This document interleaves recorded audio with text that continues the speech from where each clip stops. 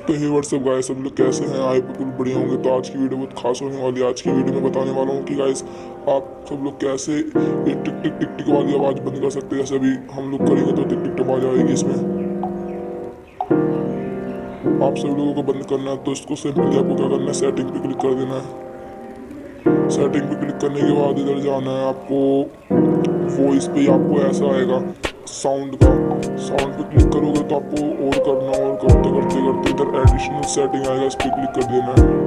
Additional setting पे click करने के बाद इधर आएगा टैप साउंड, इसको आप बंद कर देना। आप में ये अलाउ रहेगा, आपको ये सिंपली क्या करना है, बंद कर देना है।